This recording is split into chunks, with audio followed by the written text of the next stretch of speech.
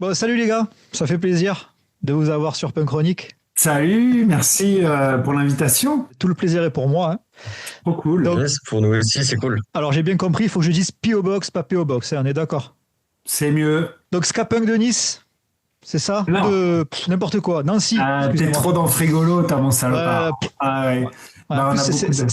c'est assez éloigné, Nice des Nancy, donc on va pas dire des Ouais, conneries. ça commence par la même lettre, mais avec une météo un petit peu différente, Ouais, quoi. Moins de soleil. Mais il y a eu un très très bon groupe de ska punk, je pense, ça vient de là.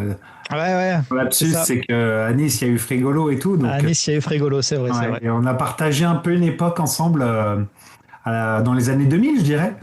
Ouais, la bonne Avec époque, très Frigolo, bonne époque, j'adore ouais. Frigolo. Ah J'adore. oui, non. Je l'ai déjà dit 100 fois, c'est un de mes groupes préférés, j'adore Frégolo aussi. Ouais. Donc, alors, il y a un truc que j'ai pas compris. Il y a un délire. 2000 ou 2001, P.O. Box? Alors en fait, on s'est aperçu que longtemps on a fait même des t-shirts avec Hmm. né en 2001, Ouais, mais il s'avère que notre premier concert sous ce nom, c'était en décembre 2000. C'était pour ouais. c'était pour le Téléthon à l'époque et on a fait nos premières répétitions à la rentrée 2000. On Hmm. était tous plus ou moins à la fac. Et au bout de quelques mois de répète, on a fait ce premier concert. À la fin du concert, on a splitté. On Hmm. s'est dit peut-être que c'est pas notre délire quoi de faire de la musique. Et comme ça, c'était assez horrible, mais on s'est bien amusé quand même. Bah, le premier concert, ça compte pas en général, hein. Ouais, voilà. Et après, on s'est revu quelques semaines plus tard, donc courant 2001. Et on a réorganisé le truc. Il y avait un bassiste, un guitariste qui était Hmm. parti, etc. Et puis donc on a réorganisé la chose pour se relancer vraiment. Mais notre premier concert, c'était décembre 2000. Donc maintenant on dit que ça date de 2000. Ouais, ouais. Bon, décembre 2000, c'est presque 2001, hein. Exactement. Mais c'est vachement plus facile à compter si jamais tu as des problèmes de calcul, au moins 2000. Exactement. 2000 Là, exact. plus 25, tu vois. Bon, ça marche pas, on est en 2026 maintenant, mais Ouais, ouais, non, mais bon. P.O. Box, c'est une démo, deux EP, un split et quatre albums, c'est ça? Yes. Je les ai Voilà. même préparés là, regarde. J'ai même Ben préparé. oui. yes.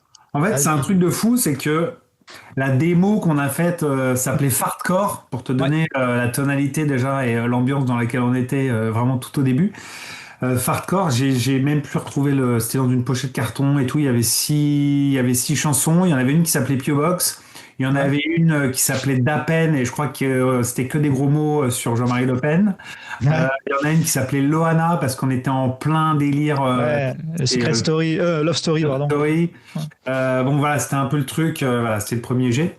Mais ensuite, on a fait effectivement, on a fait ce EP, P.O. Box Rock My Reality. Après, on a fait un split CD avec Matscat, qui est un groupe de ska Ouais. punk belge. On avait 6 chansons et puis après, on s'est dit bon bah autant faire un album. Donc on a fait un album comme ça qui s'appelle End the Ouais. Lipstick Sassis, où ça c'était un peu le truc le plus sérieux qu'on avait fait à cette époque. Ouais. On a Celui-là, été c'est celui que j'ai le plus poncé, je pense, à l'époque. ouais. Celui-là, ouais. Celui-là, on en a vendu pas mal, étonnamment. On Mm. a plein de versions. On a une version Digipack, on a une version qui est sortie sur différents labels, on a même une version japonaise. Après, on a fait ce truc-là, qui s'appelle In Between the Lines.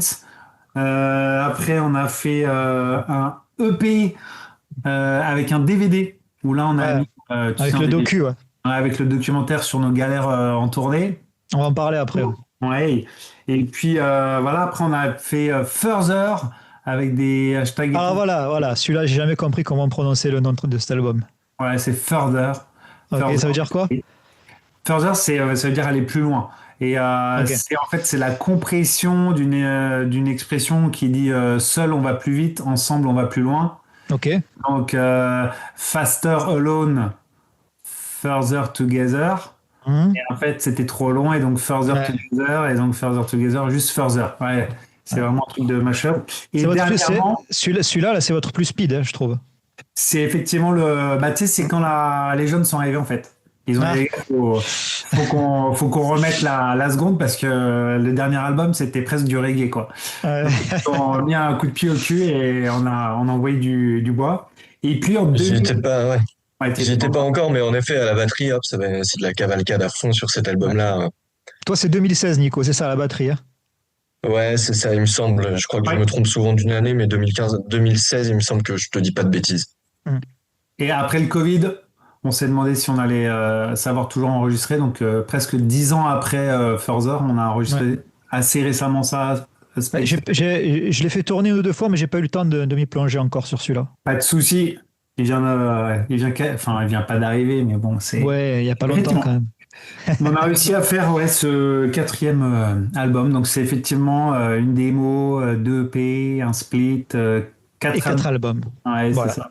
Donc les membres fondateurs, donc il y a toi, Yul, il y a Jay et Yes. Seb. Jay Moi à et la Seb, c'est trompette. ça? Yes. Moi à la Ok. trompette, Jay à la guitare Ouais. et Et Seb Seb au au chant. chant. Ouais. Ouais. C'est bien ça. Donc 31 pays visités pour les concerts, ce qui est déjà pas mal. Et 25 membres en tout depuis le début de la formation. Donc Yes. il y a eu du passage. On en a vu du monde, hein. Putain. On en a usé du bassiste et du batteur. Donc après cette rapide présentation là, ben, parlez-moi un peu du groupe, comment vous êtes connus, comment vous êtes formés, comment ça Nico, s'est qu'est-ce que tu veux passé. raconter? Ouais, Nico. Je peux raconter le début de l'histoire, moi, quand le groupe a commencé. Alors, j'avais 6 ans. Non, mais après, tu raconteras comment toi t'es rentré dans le groupe. C'est intéressant aussi. Ouais, bien sûr. Ouais. Le début, j'ai aucune anecdote du début, tu vois bien. Ben, je Ouais. me Donc, doute. Yul aura beaucoup plus de choses à dire. Et ben, ouais, en fait, avec Jay, le guitariste, donc on se connaît depuis le lycée, et puis on s'est dit, tiens, ce serait cool de faire un groupe de musique. Et Jay m'a dit, mais ouais, mais mec, pour faire un groupe de musique, faut faire de la musique, quoi. Tu sais, faut faire un instrument et tout. Et effectivement, c'était là où c'était compliqué, c'est qu'on faisait pas de musique. On était juste fans de musique, on allait à plein de Mm. concerts, mais on faisait pas d'instrument de musique.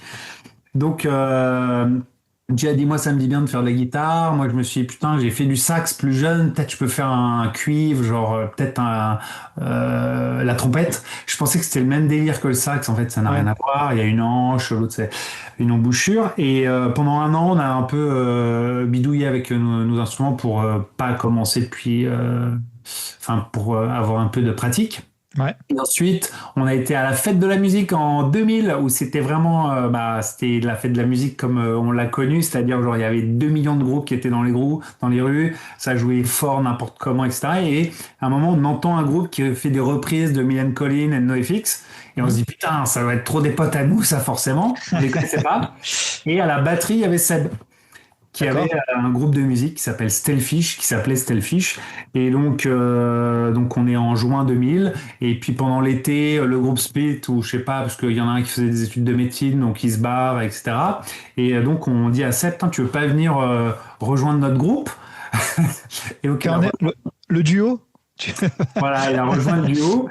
Et puis on s'est mis à la recherche d'un bassiste et d'un guitariste. Et puis voilà, on a par capillarité, par connaissance de connaissances, on a commencé Mm. à faire ce groupe. Mais à l'origine, voilà, c'est Jay et moi. On s'est dit les gars, il faut s'entourer de quelqu'un qui fait de la musique parce qu'en fait nous on débute trop. Et Jay et Seb avaient toutes les compétences requises. Il faisait de la batterie, il a été au conservatoire. Sa mère, c'est une cantatrice qui est un peu connue, vraiment. Il a l'oreille, absolument. Ouais, il a grandi dedans, quoi. Ouais, il a vraiment Enfin, c'est lui qui a été pendant des longues années la base musicale du groupe parce que nous, on débarquait, quoi. Ouais, bien sûr. Voilà. Et donc après, effectivement, les gars sont là, des guitaristes, des copains, ils partent parce ils font des autres études. En général, on s'est toujours bien entendu avec ceux qui se sont barrés, quoi. Il y en a qui sont partis parce que en fait, ils voulaient gagner leur vie, ils voulaient devenir Mm. intermittents, etc. Et nous, très tôt, quand même, ça a été un truc, c'était genre, bon, enfin, c'est pas prévu qu'on devienne professionnel, quoi, tu vois. On fait ça Ouais, vraiment bien sûr. Mm. pour voyager, pour rencontrer des gens, pour faire, enfin, vraiment dans l'esprit du punk rock, quoi, si on peut dire. Ok. Et niveau processus de création, quand vous composez tout ça, est-ce que c'est toujours les trois membres fondateurs ou il y en a d'autres quand ils sont venus se greffer, qui ont apporté leur truc? Nico? Ouais, là, je pourrais parler sur. En tout cas, il y a que Space Available sur lequel j'ai enregistré et composé. En fait, c'est Lui, c'est un truc vraiment collectif, quoi. Il y a beaucoup Hmm. de morceaux, par exemple, c'est Joseph au trombone qui vient avec en fait une mélodie, tu vois, qu'il a Ouais. de trombone, enfin plusieurs mélodies, il a un morceau ou presque. Après, enfin, tu vois, sans décider si ça va être un truc punk rock, reggae, ska, etc. Et puis en fait, on se retrouve en studio, on trouve des accords derrière, on réfléchit au rythme qui va bien, tu vois. Des fois, c'est moi qui viens avec un truc, donc pas de batterie, mais enfin des trucs de guitare, enfin tu vois, ça peut être juste un couplet en fait, enfin tu vois, ou un refrain ou deux trucs qui ont mis ensemble et puis Ouais, une les idée, cuivres quoi. se remettent dessus, ouais c'est ça, il y a Seb qui Hmm. revient avec la voix, avec le temps.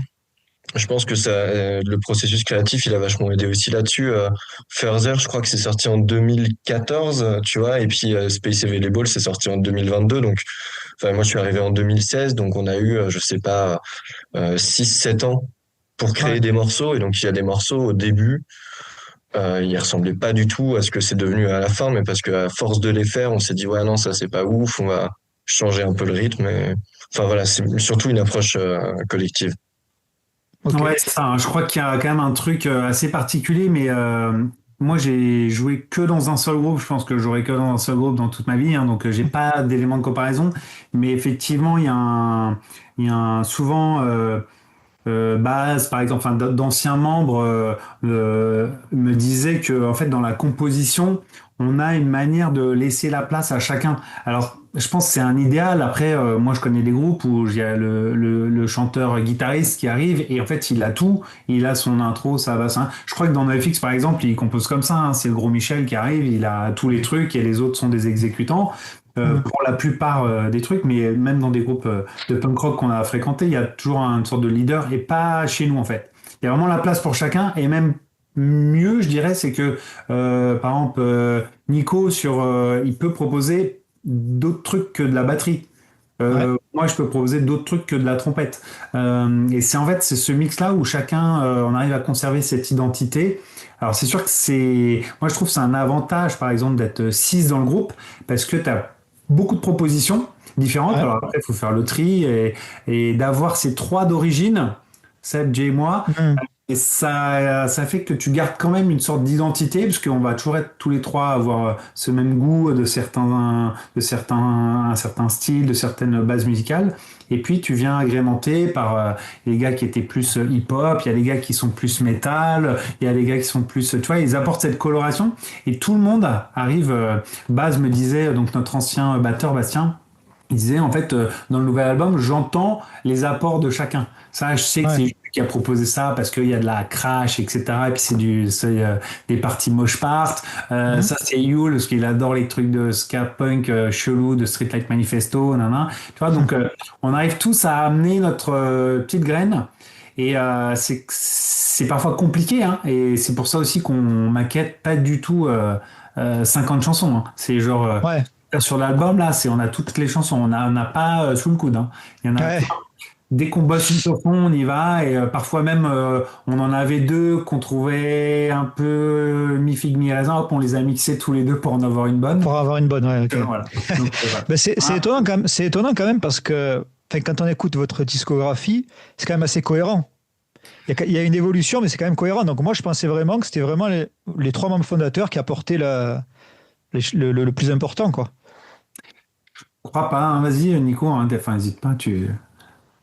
Ouais, mais je pense que la cohérence, elle vient en effet là des trois membres qui sont les mêmes. T'as un chant qui change pas aussi, enfin tu vois, donc Ouais. je pense que le chant dans l'identité d'un groupe, c'est vachement important.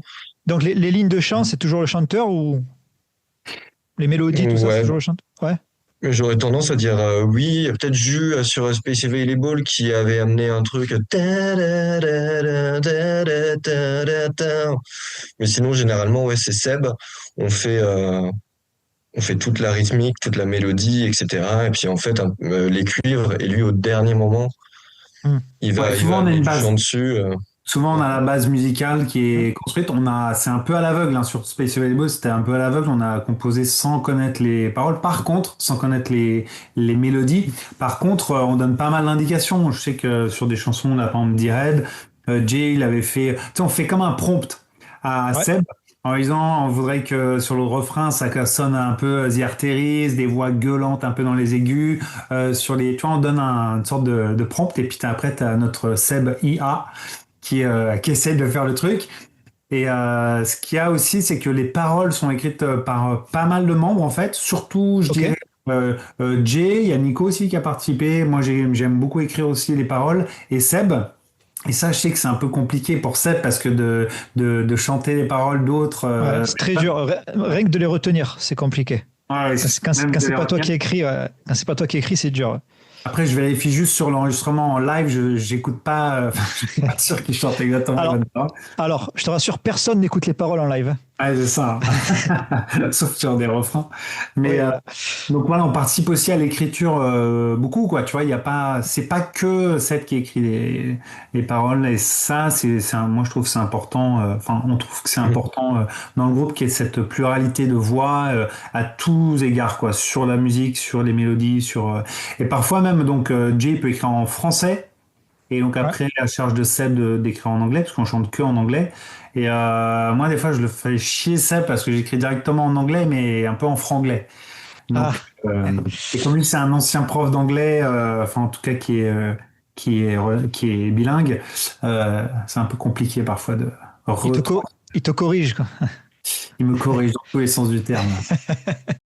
Ben, franchement, chapeau parce que vous avez. Enfin, c'est beau comme idée de faire participer tout le monde, que tout le monde puisse mettre sa patte et tout, mais c'est vraiment pas le choix le plus facile. Hein.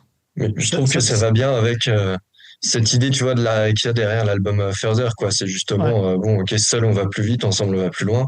Hum. Là, ça prend plus de temps d'être plusieurs, parce que six avis, c'est C'est jamais ça. six avis qui vont dans le même sens, tu vois. Donc, Eh oui, bien sûr, hein, je comprends. Hein. il y a des moments, tu passes un week-end à répéter, et puis en fait, la seule chose que ça a apporté, c'est de savoir qu'on va pas jouer ce morceau finalement. Voilà. Voilà, le week-end Voilà. qu'on a bossé, bah ok, on sait qu'on fera pas ça, tu vois. Mais au C'est pas moins à du, la fin, on est tous d'accord. c'est pas du temps perdu. Hein. Ah non, pas du tout, ouais, au Ouais, contraire. Enfin, c'est mieux ouais. ça plutôt que d'avoir, enfin, tu vois, un album avec 16 morceaux, dont 4 qui sont chiants, quoi. Il y a pas mal de groupes qui font ça. Je vais pas dire les noms, mais c'est dommage. Ouais. Ils vont Alors, vite, pardon? ils vont vite, tu veux dire qu'ils vont trop vite? Non, non, qu'il y a trop de morceaux dans les albums. Ah ouais. Hmm. Tu sais, ou quand t'as genre les 4 premiers morceaux, là, il y a un groupe que j'écoute, pareil, allez, je vais pas citer, mais je sais que j'écoute que les 4 premiers morceaux de l'album, puis ensuite je zappe, quoi, puisque le Ouais. reste est nul. Tu te dis, bon, bah, ils auraient pu faire un EP, en fait, ça aurait été vachement plus cool. Vas-y, dis le nom, je le couperai dans la vidéo. Je te crois pas. Donc, à vos débuts, si je dis pas de bêtises, il y avait un sax aussi et un deuxième guitariste. Incroyable, ouais. Ouais, ouais.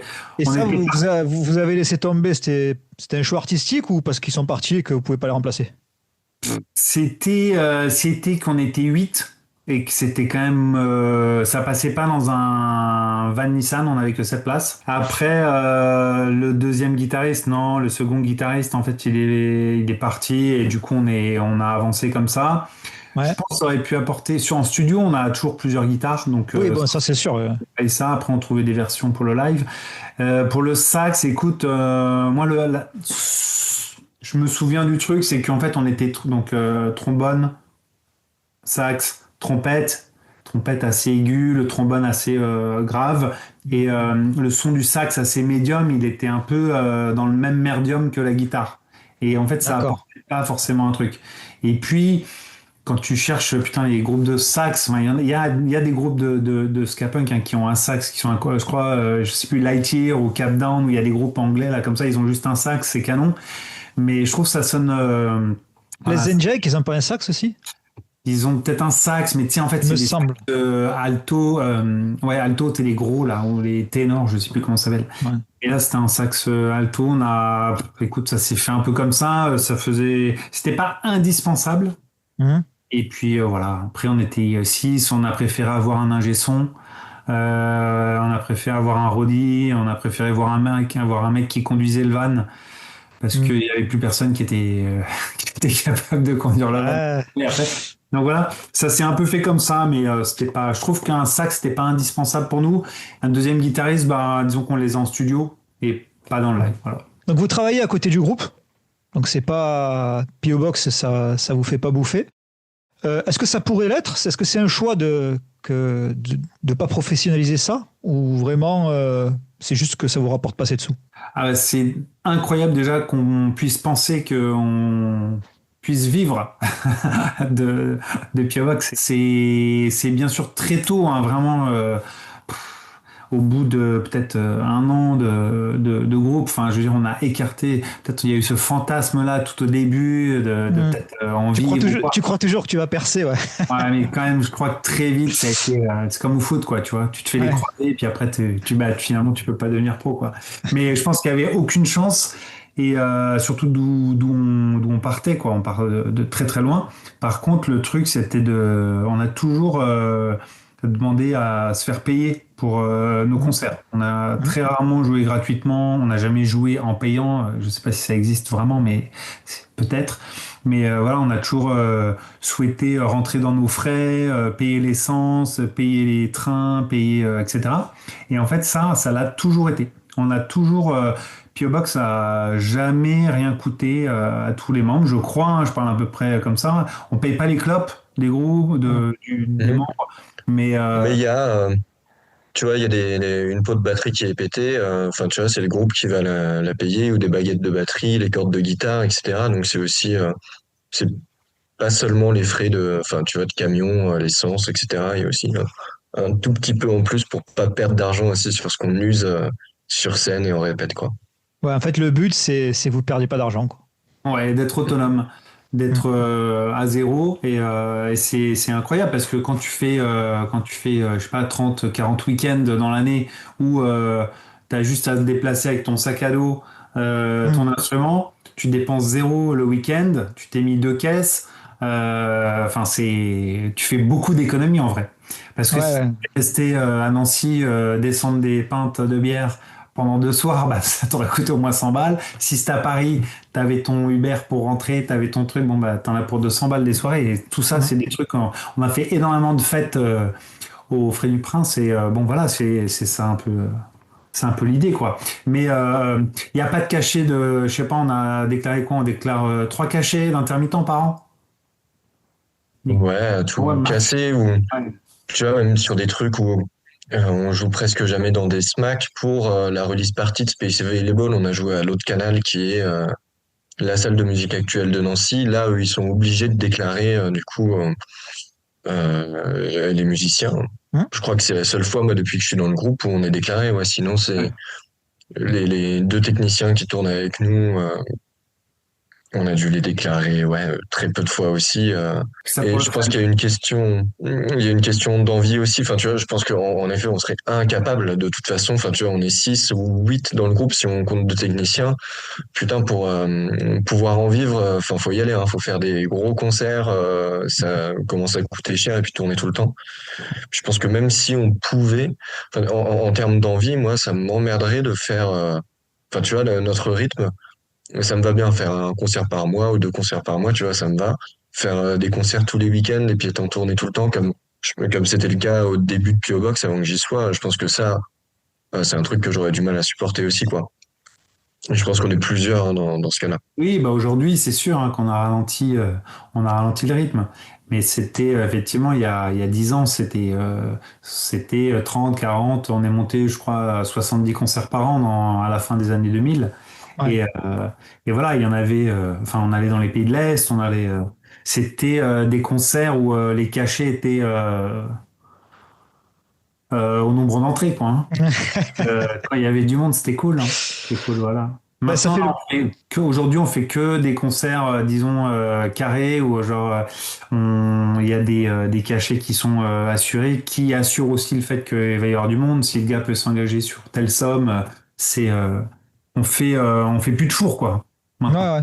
C'est l'autre avantage. Mais c'était vraiment ces deux périodes. Enfin, il y a plusieurs périodes dans Pio Box, mais il y a une période où on faisait tous les concerts qu'on pouvait faire. On n'avait pas d'enfants, on était en pleine force de l'âge, on avait la vingtaine et tout. Donc là, on a kiffé à fond. Et là, c'est un autre style, mais c'est cool aussi, hein, des fois, de jouer sur des grosses scènes, t'es obligé Ah oui, de bien sûr. vraiment t'appliquer, t'as un petit stress parce qu'il y a du monde et tout, c'est un autre délire, c'est cool aussi. C'est cool, c'est bien de faire les deux. Je me doutais de la réponse, mais je la pose souvent cette question. La Bien dernière, sûr, je l'ai posée à Charlie Fiasco aussi.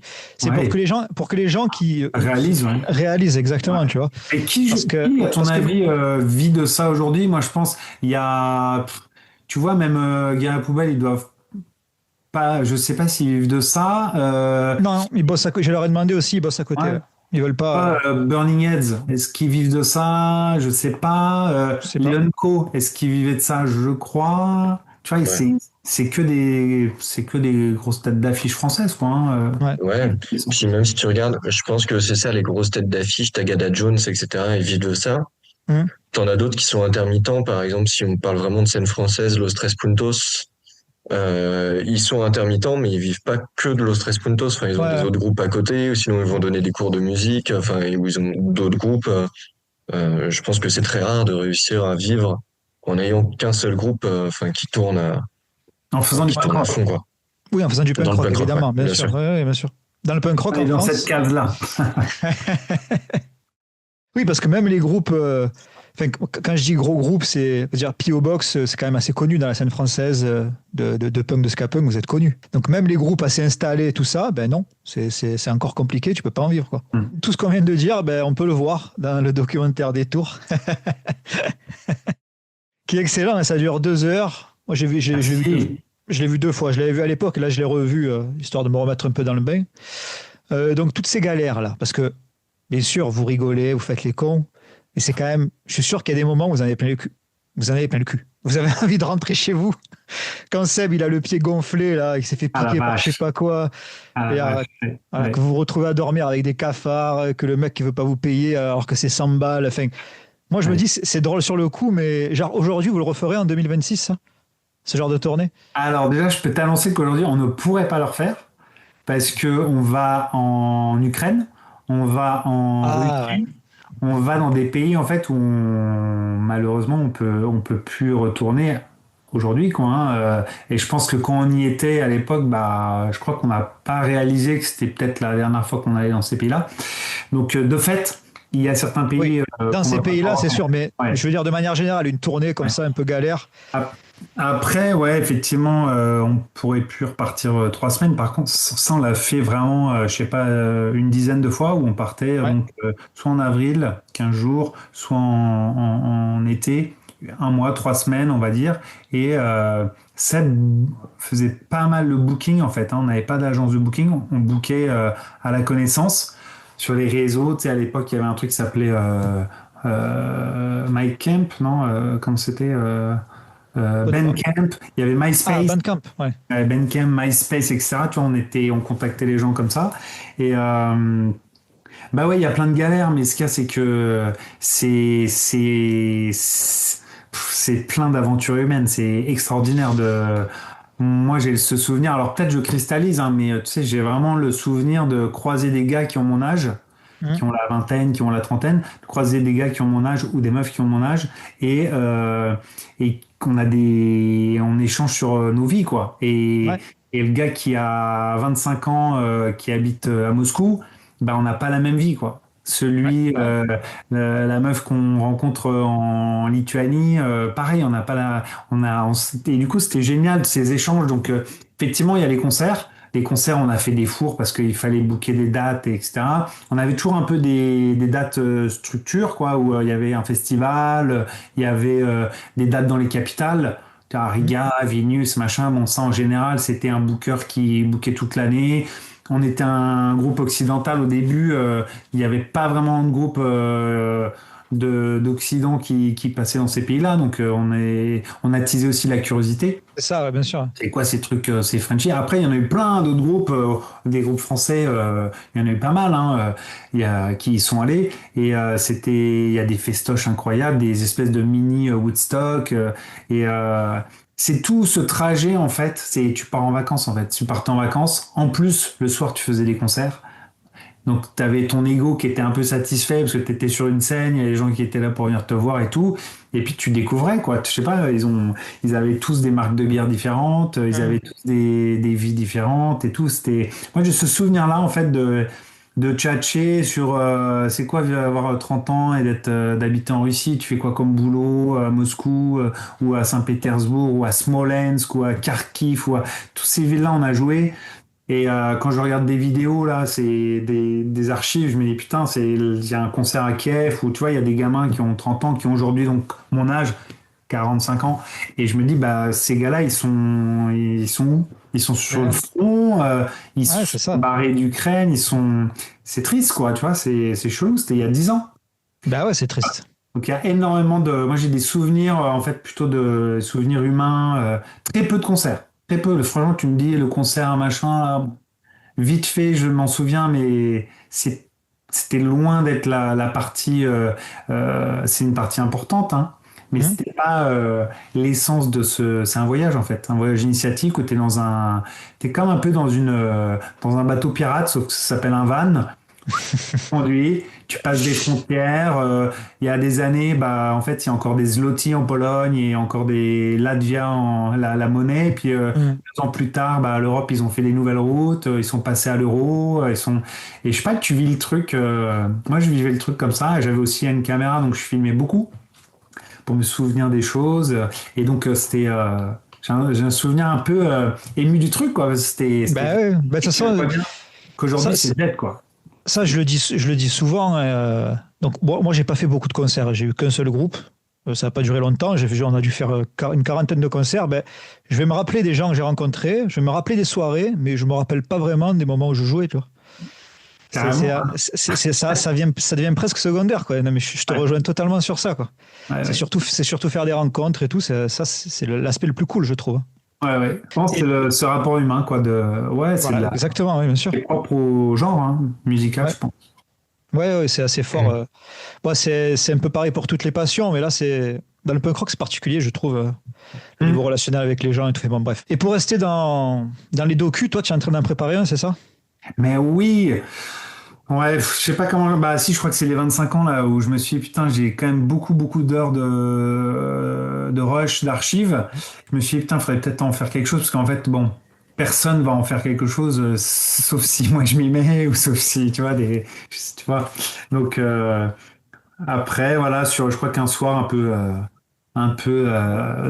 dans l'esprit festif ou quoi, avec Joseph, notre tromboniste, je lui ai dit, ah, mais en fait, je vais faire un docu, on va faire une série Netflix, je vais faire 4 épisodes du groupe sur les 25, sur nos 25 ans et tout.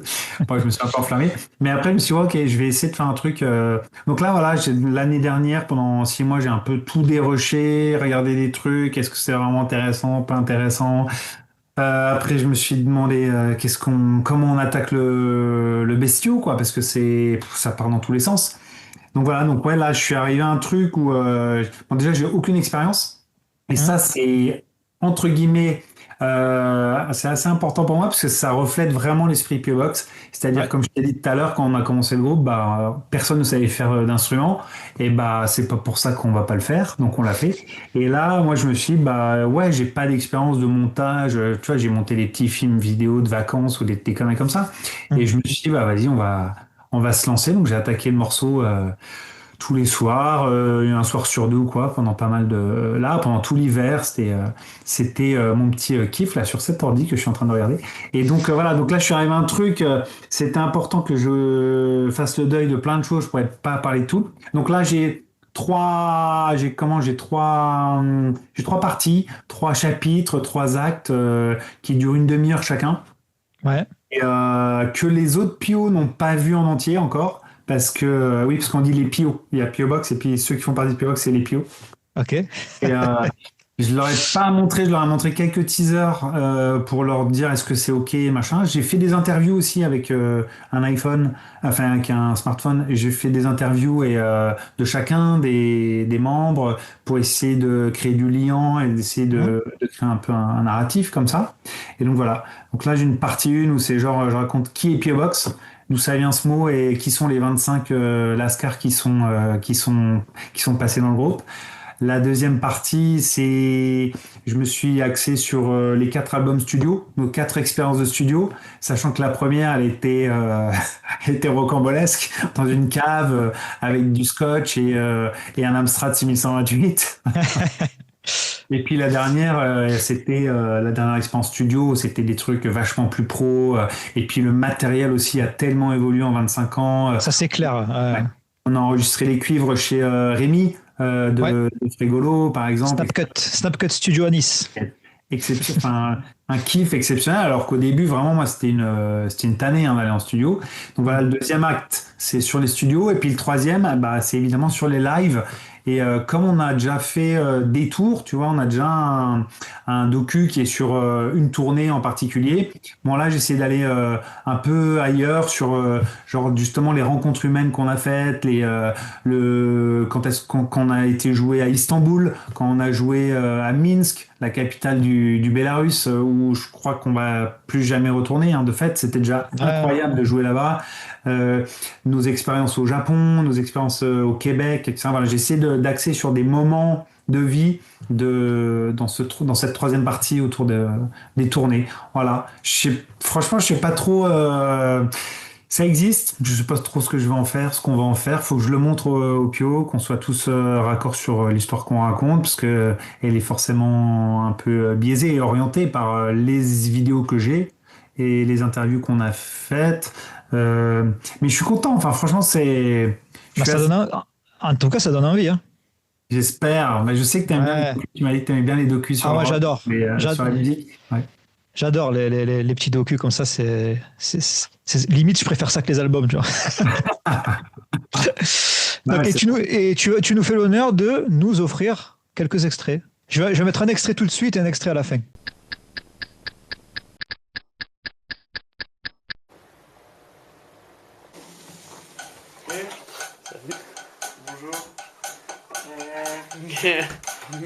Ouais, nouvelle expérience, nouveau studio, nouvel ingé, plus proche de la maison parce qu'on a enregistré à Nancy avec Yann Klimzik qui était à l'époque qui jouait dans My Pollux. Donc c'était une approche un peu différente parce que bah, contrairement à l'album d'avant, on n'a pas passé 2 semaines H24 ensemble. Enfin c'était, on arrivait au studio le matin, on repartait au studio le soir. Et avec Yann, bah ouais, on avait déjà un peu plus de bagages, un peu plus de bouteilles, on savait plus ce qu'on voulait aussi. Contrairement au Loco Studio où on est arrivé en disant mais les gars, nous, enfin voilà, la musique on n'y connaît rien, faites pour nous, aidez-nous.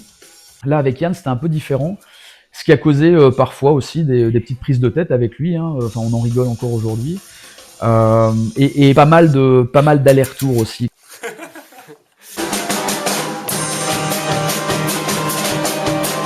C'est là que c'est vraiment mis en place le processus de création dont je parlais juste avant par rapport au fait que tout le monde participe, etc. Il y a un morceau où la ligne de basse proposée par Jaws, trompettiste de l'époque, a créé le morceau qu'on a finalisé sur la route en acoustique près de la frontière roumaine. Alors on cherchait par où passer, c'était fermé, enfin plein de choses. Et les autres morceaux qui ont été créés, certains par Cell, d'autres avec Yul qui venaient avec des idées, d'autres moi, etc. C'était ouais, un résultat où on s'est dit waouh, les albums d'avant étaient bien, la réalisation pas terrible des fois parce que DIY et puis le son était pas super bien. Là on a fait un son qui était cool et en plus la pochette, j'adore le titre de l'album. J'adore aussi toutes les thématiques qu'il y avait dedans, où là on avait vraiment une cohérence par rapport à, sans en avoir parlé, mais par rapport à ce qui était développé, sur tout ce qui était manipulation, etc., sur tout ce qui était entre les lignes, quoi. Ouais, s'il y a vraiment un album que je préfère, c'est celui-là.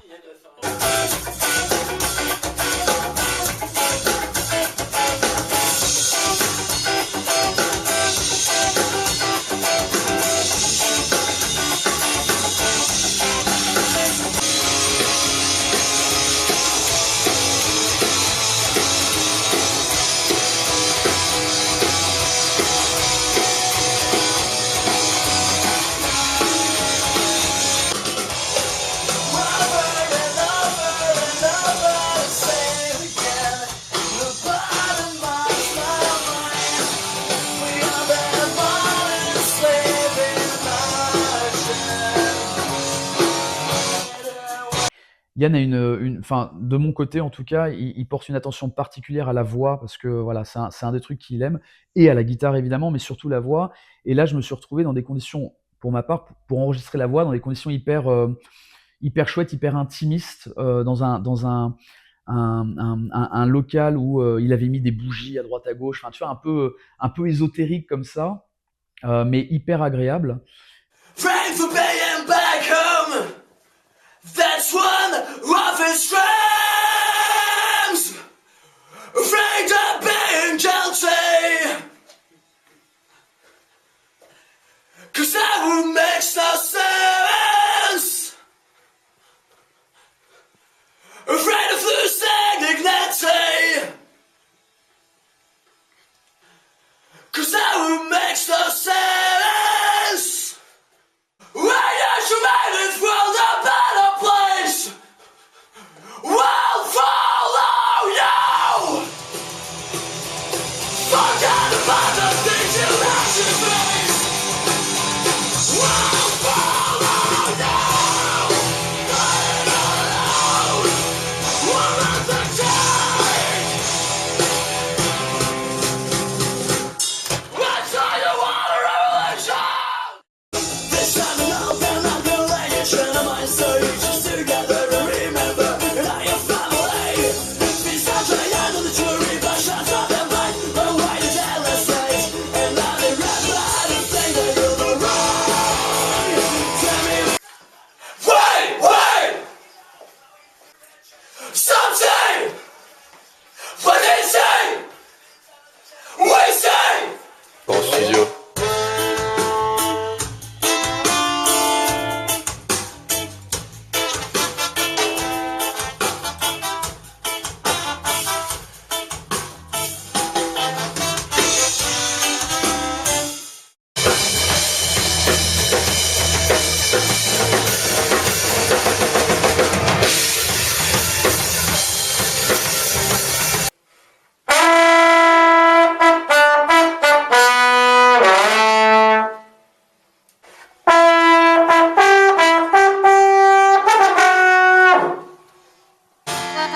Ah, il a morflé, il fait Turner, hein. Je la préfère en rouquine, hein. Avant de passer à la partie concert, j'ai oublié de te demander, Nico, toi, comment tu t'es retrouvé dans P.O. Box? Je suis arrivé dans P.O. Box d'une manière très progressive et assez logique finalement. Enfin, tu vois, pour parler de mon arrivée dans P.O. Box, faut parler de mon frère, Julien, qui est à la basse, qui lui a dû arriver en fait dans le groupe, je vais dire une connerie, mais peut-être en 2010 ou 2011, un truc comme ça. D'accord. Donc vous êtes deux frères dans le groupe? Ouais, c'est ça. Ok, d'accord. Et basse batterie, enfin nickel pour deux frères dans un Voilà. groupe. Euh, Et vous vous disputez jamais? et donc, eh ben non, mais on est très calme, on sait pas se disputer. C'est la colère est une émotion qu'on ignore. Ouais, donc en fait, il est arrivé, moi, je crois que les premières dates que j'ai fait avec P.O. Box, c'était en tant que merch guy, roadie, enfin tu vois, un mélange un peu de trucs. J'ai plus l'année, je dirais 2013, où il y avait des dates avec une tournée avec JB Conspiracy. Moi, je voulais aller à Paris et puis le groupe faisait Nancy, Lille, Paris. Donc j'ai fait un peu l'opportuniste. J'ai dit ah bah tiens, est-ce que je pourrais profiter du transport et tout, et puis en échange, je vous aide. Comme ça, j'avais un transport gratos et en plus, bah, j'avais trois jours de concert. Enfin, tu vois, c'était super cool. Et ce qui fait que progressivement, bah, j'en ai fait d'autres. Enfin, j'ai rejoint le groupe sur la plupart des dates, il me semble, hein, qui faisait toujours pour faire le merch. Au moment où Baz, l'ancien, le batteur juste avant moi, a quitté le groupe, bah voilà, en fait, la place était à peu près toute faite. En plus, j'adorais les morceaux de P.O. Box à la batterie. Enfin, t'avais vraiment des bons batteurs qui sont passés avant moi. Du coup, c'était des trucs que je travaillais, en fait, déjà chez moi, ne serait-ce que pour, tu vois, travailler mon jeu et du coup, bah, finalement, préparer la relève, tu vois.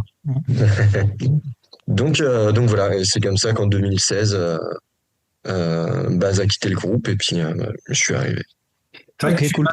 il y a souvent, en fait, nos roadies qui passent ce sas en fait. Tu sais, c'est beaucoup. Hein. Mehdi à la basse, c'était Rodi avant. Jus, notre bassiste, c'était Rodi avant. Tu vois, il passe un peu toujours quelques années pour être sûr que on s'entend bien avec lui, pour être sûr que lui il s'entend bien avec nous, qu'on n'est pas trop relou. Et souvent, les gars, nos Rodis sont des musicos et intègrent le groupe en tant que musicien. Ça, c'est arrivé en tout cas assez souvent. Avant de passer à la partie concert, je vais pisser un coup, je reviens dans 2 secondes. Bien sûr, bien sûr. Est-ce que tu crois qu'il va faire semblant d'aller pisser pour justement enregistrer ce qu'on raconte et ensuite le passer, hein? Faut qu'on dise des saloperies ou pas? Alors, P.O. Box est souvent décrit comme un groupe de scène. Est-ce que vous vous reconnaissez là-dedans, ça vous va? Ouais. Je sais pas trop ce que ça veut dire, moi, groupe de scène.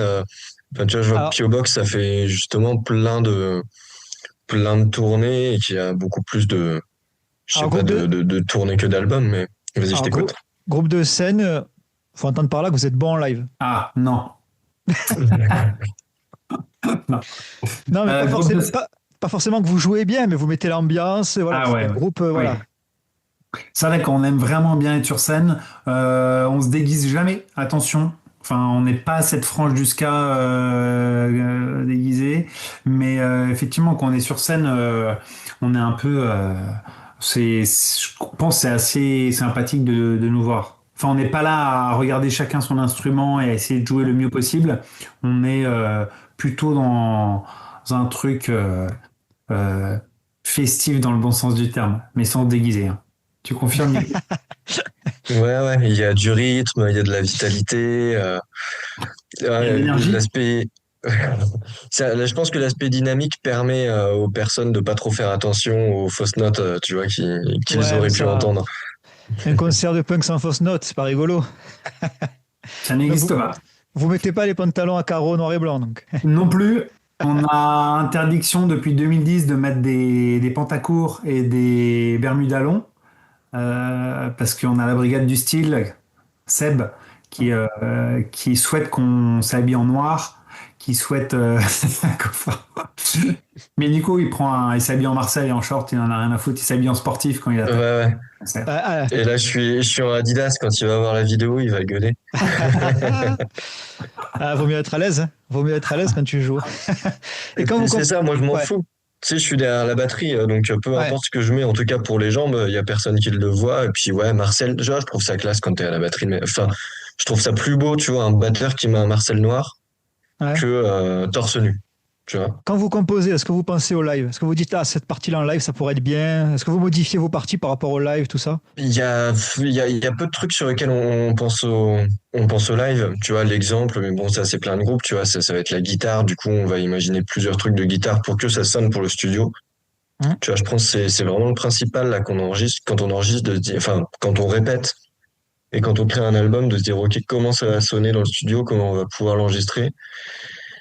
Et après, il y a quand même des trucs, peut-être sur des longueurs, où tu te dis, ouais, là, en live, ça va faire chier les gens, mais des fois, on s'adapte. Il y a un morceau sur Space Available, Structuring Structured Structures. Par exemple, à la fin, il y a un truc reggae qui arrive vraiment tout à la fin du morceau et on n'a pas réussi à se mettre d'accord si on voulait le faire 2 fois ou 4 fois. Donc, je crois que dans l'album, on le fait 2 fois. Je suis même pas sûr, mais du coup, en live, on le fait 3, quoi. Donc, je pense que c'est l'idée du live, enfin, c'est de s'adapter. On se bride pas en studio et puis après, en live, par contre, c'est pas les mêmes attentes, quoi, des personnes Ouais, bien qui sûr. viennent te voir en concert et des personnes qui écoutent un album.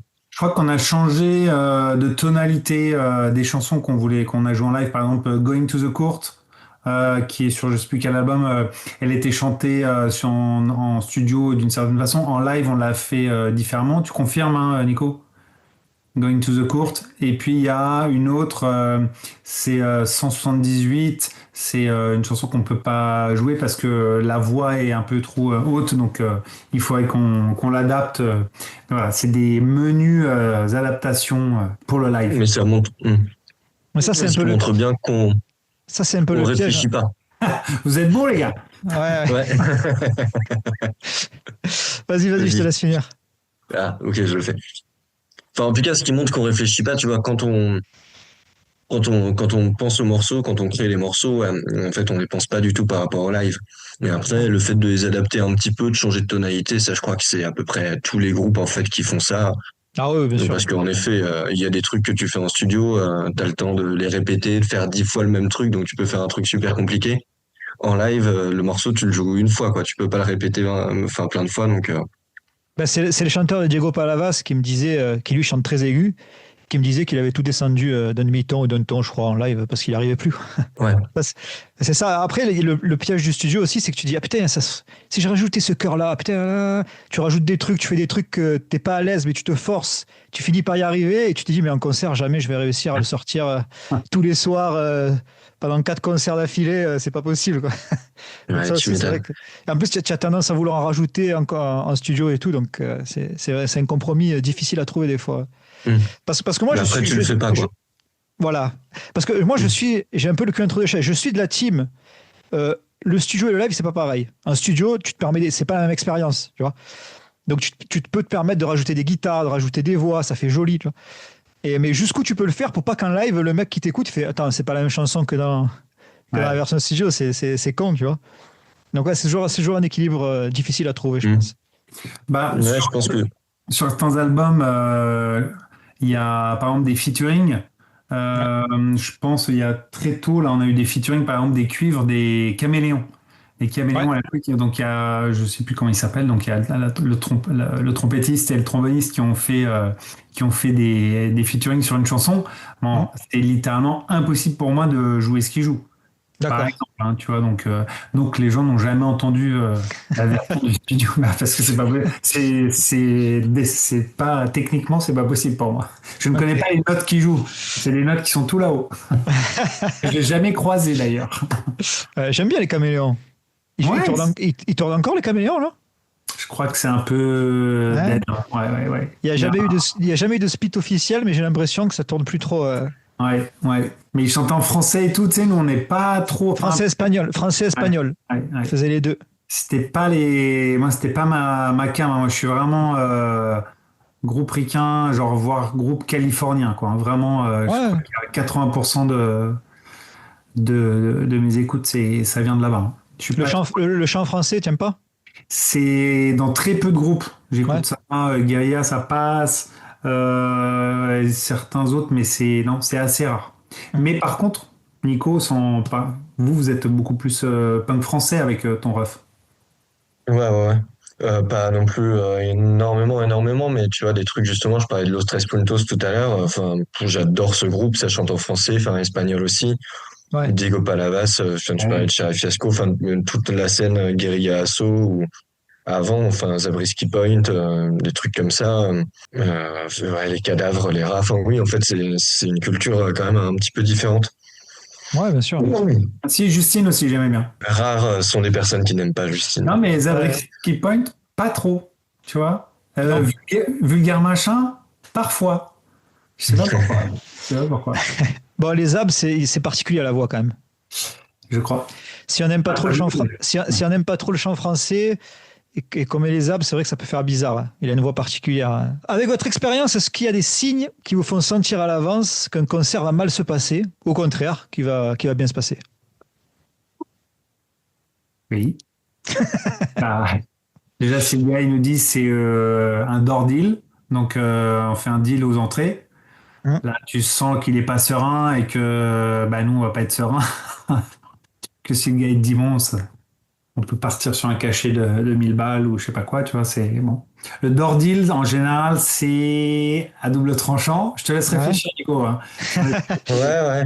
Parce que je suis pas tout à fait d'accord avec le Dordil, mais en même temps, Bah, j'organise des concerts et c'est vrai, tout, et donc c'est un truc c'est vrai. que j'aime bien, mais qui peut être des fois mis en place. Tu sais que le concert va bien se passer, mais ça permet d'avoir un truc à la fin, du coup, qui est plus équitable, je pense, ou en tout cas, tu partages plus entre chaque groupe, les groupes locaux aussi, puisque après, tu as le risque, quand tu payes 1000 balles, c'est que le groupe local, après, il va rien avoir. Là, le fait de partir, tu vois, sur un minimum fixe, je trouve ça pas mal. T'as raison. D'ailleurs, nous, 25 ans, on a fait 2 dates à Nancy. Il y a eu une discussion parce qu'on est un groupe issu de la tyrannie de la démocratie, c'est infernal, mais on vote pour toute décision. Et il a été décidé de faire l'entrée prix libre. Donc c'était un petit, tu vois, il y avait un petit risque et du coup, enfin, rétrospectivement, c'était une très bonne décision.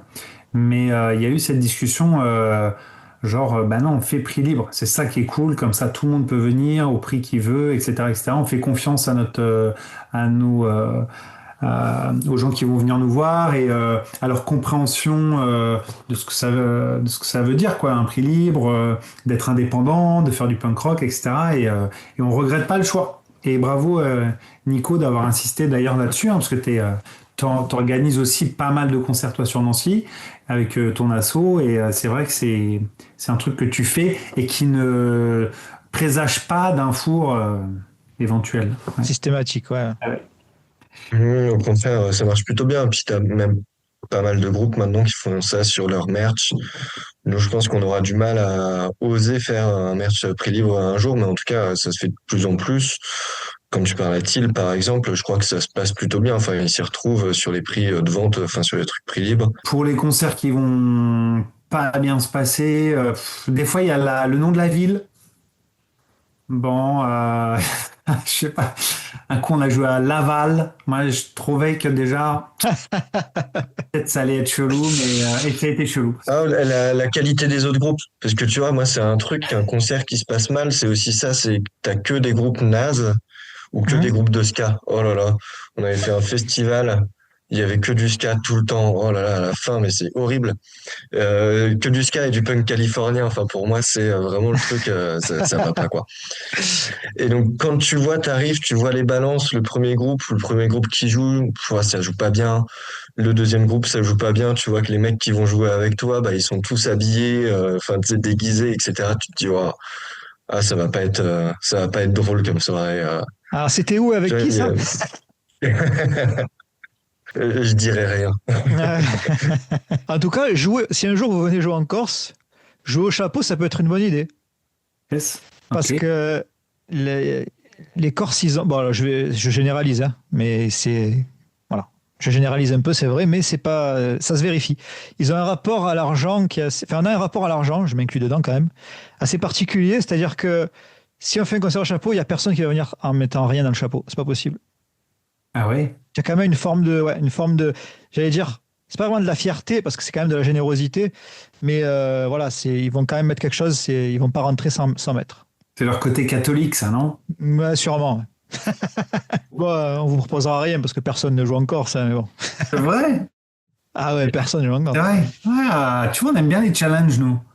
Ah, il n'y a pas de scène. Ça y a pas de rajouterait scène. pas un pays. Ça rajouterait pas un pays. Corbillard, non. ils ont pas fait, Qui ça une petite tournée en Corse, Corbillard, il y a quelques années. Ou Je peut-être l'aurais que su. son c'était peut-être la Réunion, alors. Je pense que je l'aurais su. On a fait venir Forest Pookie. Ah oui. On a Ouais. fait venir Forest Pookie avec David Basso aussi pour une diffusion de son film Diesel. Yes. Ouais. Donc on lui a trouvé une date dans un bar et une date le soir de la diffusion du film.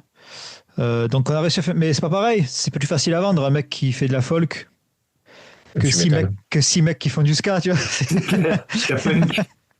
Voilà, tu vois, donc Non, la Corse, c'est compliqué pour le punk, ça c'est sûr. Ce qui est cool, c'est que quand tu trouves des dates, c'est souvent bien payé. Ok. Voilà, donc nous, on Est-ce que faisait c'est des des dates. villes, c'est municipalités ou c'est. Non, c'est parce qu'il y a une grosse culture de groupes d'animation. Il y a beaucoup de groupes d'animation qui font des Ouais. reprises, tout ça. Ouais. Donc, c'est des groupes qui jouent 3 heures, et des fois, ils prennent 1500, 2000 balles, tu vois. Ouais. Donc, toi, tu arrives, tu dis, bon, moi, je joue qu'une heure, mais je prends 500 balles. Souvent, on te dit oui. Ok. Donc, tu peux faire des dates à 500 balles. Une fois, on avait joué pour la fête de la musique à la mairie. Il nous a dit, on avait discuté avec une dame avant de faire la demande, tout ça. Elle nous avait dit, vous prenez combien? On s'est regardé, on a dit 500. Tu vois, on espère qu'ils vont dire oui. Ah, mais vous n'allez pas demander 500 quand même, il faut demander 1000 au moins. Ah oui, ben 1000 alors. Quand on parle de ville ou quoi, c'est en général ils ont de l'argent. Oui, bien sûr, évidemment, ils ont les enveloppes, ça, c'est pas le problème. Mais même dans les bars, tout ça, à 300, 400, parfois même 500 balles. Voilà. Donc, il n'y a pas beaucoup d'endroits, mais quand tu trouves des endroits, parfois, ça peut être bien payé, tu vois. Ok. Donc, Et c'est ben, pour ça. en octobre. Et puis, faut se dire aussi, c'est pour ça que c'est toujours compliqué. Si un bar en Corse te file 500 balles quand tu joues, c'est qu'il peut te les filer. Ouais. C'est qu'il les a gagnés, c'est qu'il peut te les filer. Donc j'ai beaucoup de mal quand les bars disent je peux pas te donner 100 balles, sinon je peux pas payer mon serveur. C'est un peu des conneries, ça. C'est un peu des conneries, je pense, ça. Parce que quand nous, on jouait dans des bars, il n'y avait pas 500 personnes. Hein. Il y avait 20, 25 personnes, on était contents, quoi. Mais bon, dans la soirée, il se les fait les sous pour te les donner. Ah oui. Donc, La bière, ça va très vite. oh oui. On l'a vu sur notre orga des 25 ans, là. Hein, là, on vient d'avoir le bilan financier et tout. Donc, c'est vraiment. Heureusement qu'on a vendu des bières. Oui. C'est Ouais. c'est- Ouais, c'est ça. Ouais. c'est un peu l'or jaune du, du punk rock. Hein. Ouais. Ben oui, oui. Ben, nous, quand on avait fait venir Forest Spooky et David Basso pour Diesel, on avait vendu des sandwichs et tout. On avait réussi à les payer largement avec la vente des sandwichs et tout. Hein. Ouais, ouais. Donc, bon, c'était la parenthèse corse, désolé. Mais non, avec plaisir. Non, on va réfléchir en plus. Allez, encore, ça pourrait être drôle. Ouais. Ouais, carrément. Donc, je répète juste la question au cas où si vous avez un truc à dire en plus ou je passe à une autre. Donc, avec votre expérience, est-ce qu'il y a des signes qui vous font sentir à l'avance que ça va mal se passer ou bien se passer pendant un concert? Et après, c'est avec un autre groupe. Est-ce que avec P.O. Box, attends, je réorganise le sens de ma phrase. Ouais, vas-y. Euh, le respect des horaires. Tu vois, ça, c'est un truc, enfin, pour moi, ça veut dire beaucoup. Ouais. C'est peut-être un détail pour vous, mais pour moi, ça veut dire beaucoup. Il y a ce truc de, avec P.O. Box, on joue souvent en Allemagne, donc tu sais, les Allemands, ils sont carrés, ça, il n'y a pas de souci. Enfin, on avait joué là à Rotterdam, on avait 5 minutes de retard, donc je sais que c'est pas l'Allemagne, hein, mais Pays-Bas, ils Ouais. ont l'air d'être encore plus carrés. On a 5 minutes de retard, le mec nous appelle pour nous demander où on est, tu vois. Ouais. Et par contre, en France, ça arrive plus souvent. Et tu vois, quand il y a du retard et que l'orga on a rien à foutre, ou sinon Ouais. sur les horaires des groupes, il y a 5 minutes de changement de plateau, enfin des trucs comme ça, tu te dis, oh putain. Et t'arrives, il y a déjà 1h30 de retard sur les balances, tu sais que Ouais, c'est une foutu, catastrophe. tu vas Ouais. jouer à 1h30 du mat, et puis on va te dire en plus qu'il faut jouer vite parce que la salle elle ferme derrière. Ouais. Ça nous arrive pas trop avec P.O. Box, mais je sais que c'est des trucs, ça me fait à la fois flipper, et puis je te disais qu'on connaissait pas la colère tout à l'heure, finalement, je te Ouais. mentis. Ou quand l'ingé son, c'est un peu un con aussi, ça peut foutre en l'air un concert. Oh, ça. jamais. Nous, on n'a jamais vu d'un son. Non. Ouais, non, des fois, Ça. des fois c'est un peu compliqué. Hein. Alors, tu essaies de faire des efforts pour que ça se passe bien, et puis bon, voilà. Des fois, ça se passe pas bien. C'est comme ça. Alors, est-ce que l'énergie d'un concert change selon le pays ou la culture, ou pas du tout? Le public punk est à peu près pareil partout. Bah écoute, comme disait Nico, nous on a joué beaucoup en Allemagne. Je pense que tu vois, sur les 7 ou 800 concerts qu'on a fait, on a dû en faire 250 en France, 200 en Allemagne, 200 en Belgique, puis le reste dans le reste. Et je trouve qu'en fait en Allemagne, ils ont une culture du live qui est vraiment étonnante. Alors peut-être que le Covid a remixé un peu tout ça, peut-être que j'ai pas réactualisé le programme depuis longtemps, mais Ouais. je trouve qu'il y a une culture du live qui fait que en fait les gens vont voir un concert de musique, mais c'est genre c'est assez banal quoi, tu vois, ils vont très facilement au concert. Et puis ils font des trucs après, tu vois, mais ils vont à 20h, t'as un concert jusqu'à 23h, et puis ensuite ils vont en boîte, ils vont je sais pas quoi. Et c'est pas des concerts dans les stades, quoi. C'est des concerts dans des salles de 100, 200 personnes. Et je trouve qu'il y a cette culture du live qui est hyper Ouais, cool. ils vont voir des concerts comme ils vont au ciné, quoi. Exactement. Ils vont bouffer avant, ils vont à un concert, ça dure 2 heures, hop, ils vont ensuite faire la teuf ou quoi. Et ça, je trouve qu'il n'y a pas cette culture-là en France. Peut-être je me trompe, peut-être j'y connais rien, peut-être qu'en fait c'est plutôt par rapport au rock ou au punk rock qu'en France c'est différent et que j'ai jamais été à des concerts de rap ou autre. Mais voilà, je trouve qu'en Allemagne, il y a cette culture du live qui est vraiment, tu le sens, tu le ressens. Il y a énormément de festoches, hein, l'été, tous les week-ends, tu as des dizaines de festivals. J'allais dire festival. Ouais, festivals, J'allais dire festival. à force de faire la blague, tu sais plus ce que c'est. Ouais. Mais ça, il y a vraiment ce truc-là. En Belgique, il y a vraiment une autre culture, je trouve, de faire la fête. C'est vraiment les maisons, les MJC, là, tu sais, les Jugendhaus en Flandre et sinon en Wallonie, les maisons de jeunesse. Donc là, en fait, t'as, je sais pas quoi, les scouts, les trucs, les machins, tous, ils organisent des concerts et c'est la teuf. Donc, eux, le week-end, c'est tough et du coup, tu invites des groupes. Et ça, c'est sûr qu'on en a largement profité venant de Nancy. On est très proche du Luxembourg, de l'Allemagne et de la Belgique. Et très tôt, on a joué à l'étranger et on a bénéficié de cette culture du live que je ressens pas nécessairement en France. Tu vois, à Nancy, je veux dire, c'est peut-être la ville qu'on connaît le mieux ou quoi. On a joué déjà plus de 50 fois à Nancy. On a joué dans des dizaines de salles qui ont toutes fermé, quoi. Enfin, tu sais, c'est genre, c'est assez éphémère et il y a des salles de musique officielles, tu vois, de musique actuelle. Hum. Mais les petites salles de 100, 150, 200, toutes celles qu'on recherche, quoi, hein. Bah, ça ouvre, ça ferme, ça bouge vachement. C'est des bars qui referment, et il n'y a pas forcément beaucoup de concerts. Après, je vais à des concerts, tu vois, à Paris. Moi, j'habite à Paris, donc à Paris, c'est un autre délire. Tous les soirs, je peux aller voir des concerts. J'y suis allé la semaine dernière, j'y vais la semaine prochaine. Enfin, tu vois, il y a des concerts tout le temps, c'est canon. Ça, c'est cool. Ça, c'est un des avantages de Paris, c'est sûr. T'as le Bastier qui, oh my god, ce que j'aimerais bien.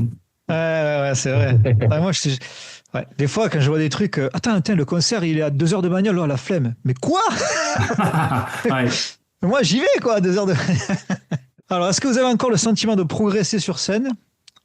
Ou pensez-vous avoir trouvé votre rythme de croisière? Et si oui, à peu près quand avez-vous eu cette impression? Alors, c'est bien parce qu'il y a déjà du coup un message implicite dans la question qui sous-entend que soit on progresse, soit on stagne, mais pas l'inverse.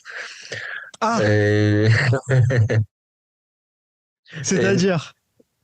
et je pense qu'il y a plusieurs aspects. Il y a des aspects où j'ai l'impression qu'on s'est presque professionnalisé, tu sais, où il y a par exemple un sample qu'on utilise maintenant, où il y a un discours qui arrive au milieu du live, il y a un morceau, enfin une intro, une outro, et C'est un ça peu plus donne un structuré, truc tu veux dire? assez, C'est un ouais, peu c'est plus ça, structuré, ok.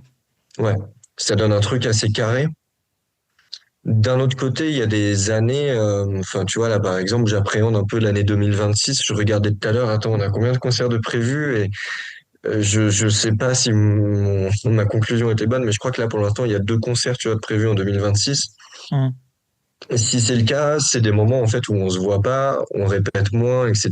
Et donc en fait quand on se revoit, généralement on est un peu plus rouillé sur les premières répètes quoi, parce que Seb, le chanteur, il est à Anvers.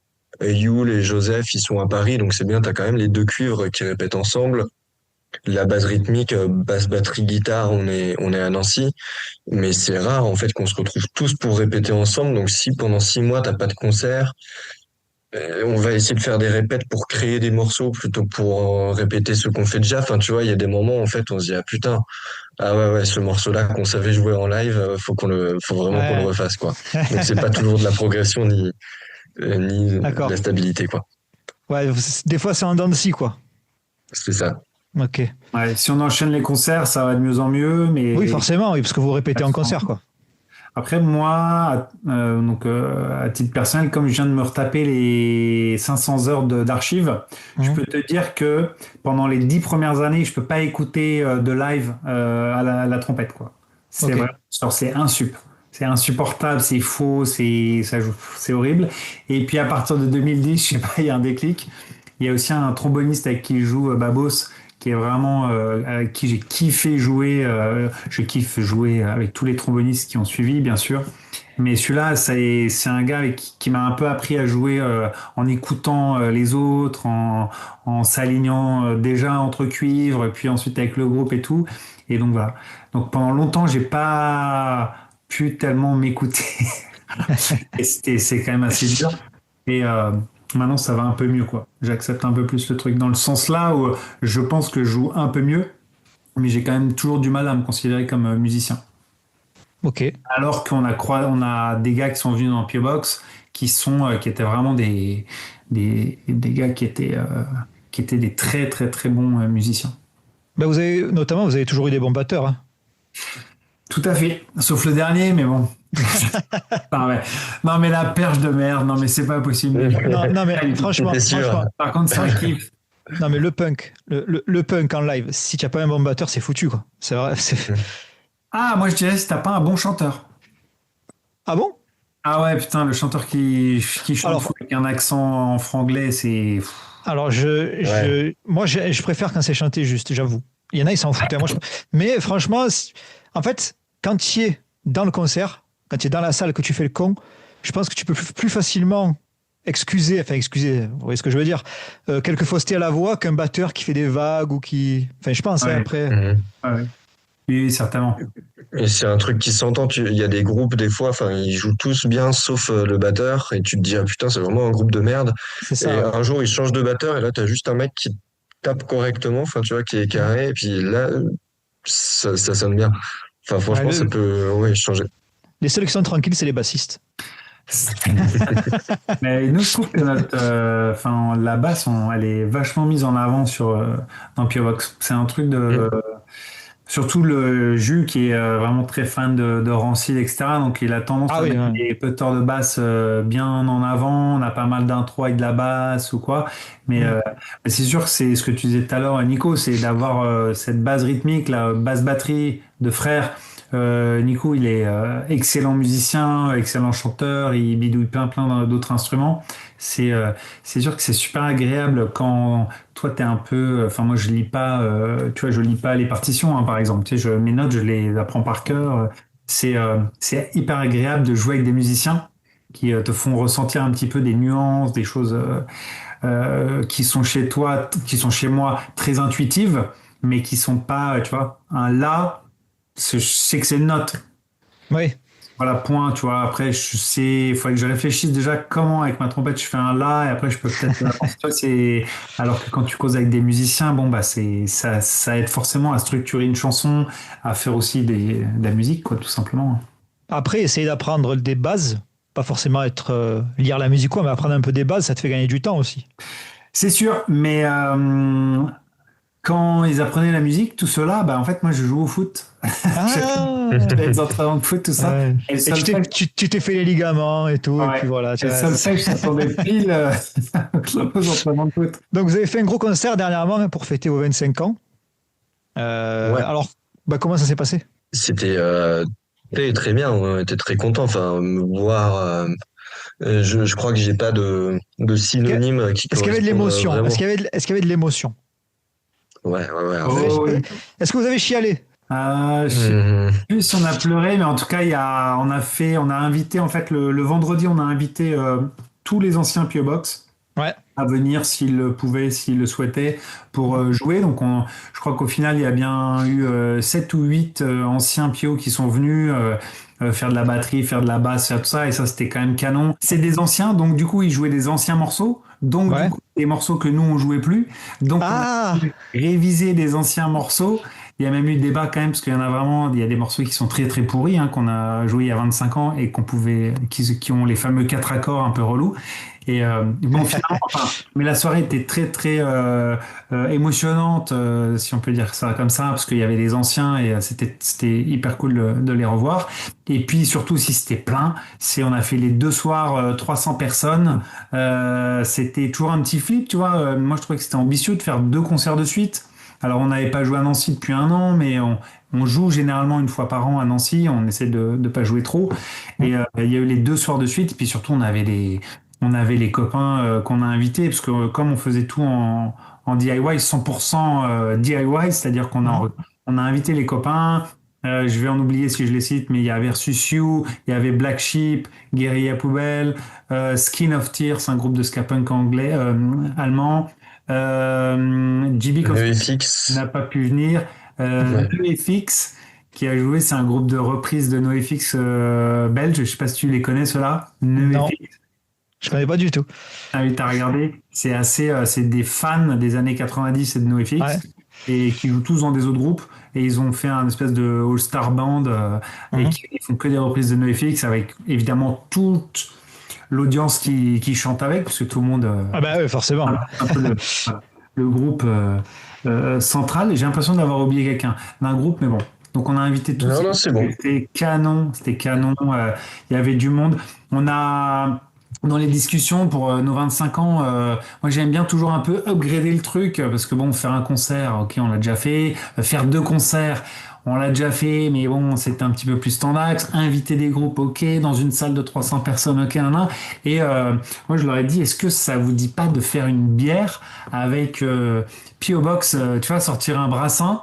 Il faut savoir qu'on est très amateur de bonne bière et qu'à Nancy et en Lorraine, il y a deux brasseries qui sont très très connues, qui ont une très très bonne réputation. Je sais pas si on a le droit de citer des marques, mais ouais, ça s'appelle Piggy Brewing à Liverpool Ouais. et ça s'appelle Hoppy Road à Nancy. C'est vraiment deux brasseurs qui sont exceptionnels, je trouve. Hum. Et donc, Hoppy Road, il s'avère que ils nous aiment bien. Et Ouais. donc, on a sympathisé avec eux et donc ils ont sorti, je sais plus combien, 1000 bières, 50 fûts avec un brassin spécial de bière, d'un type de bière qu'on aime bien, la Easy IPA. Et on a bu sans fin ce délicieux breuvage pendant le week-end. Et on a des canettes avec le design de P.O. Box dessus. Et moi, je trouve que c'était un peu comme un goal achievement, tu vois. Bah oui, c'est classe, c'est classe. Une bière avec écrit ton. Voilà, donc on a fait ce genre de choses. Vous avez pas fêté les 20 ans à cause du Covid ou rien à voir? Exactement, ouais.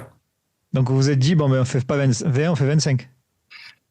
Exactement, ouais. En général, en fait, là, on a fêté les 5 ans, les 15 ans. Ouais, les 20 Bah, ans. c'est déjà plus malin que Charlie Fiasco, ils avaient fêté leurs 11 ans. Ouais, ouais. Ouais, Ils mais- avaient fait une soirée, ils avaient fêté leurs 11 ans. ah ouais. Pourquoi pas. Mais là, tu sais, je pense que pour les 25, je pense qu'il faut pas qu'on attende les 30. Hein. Faut qu'on fasse cette année, là, maintenant. Et en même temps, on avait triché un petit peu pour les 20 ans, puisque du coup, en effet, on n'a pas pu les fêter à cause de la Covid. Ouais. Mais on a fait la release party de Space Available en 2022, tu vois. Donc en fait, on l'a vendu aussi un peu comme ça. Tu vois, release party de l'album, 20 ans du groupe. Parce que je crois qu'on voulait le sortir aussi plus tôt. Enfin voilà, on l'a Ouais. plus ou moins fêté, mais en trichant. Donc finalement, c'est nos 22 ans qu'on a fêté. Si on veut faire pire que Charlie Fiasco. Alors on a fait le tour des questions concert. On va passer aux questions en vrac. Je fais toujours ça à la fin. Je pose des questions qui n'ont rien à voir. Alors je sais que c'est la question cliché qu'on pose quand on ne sait pas quoi dire. Mais j'ai vraiment envie de savoir pourquoi P.O. Box. Voilà. Magnéto, Serge.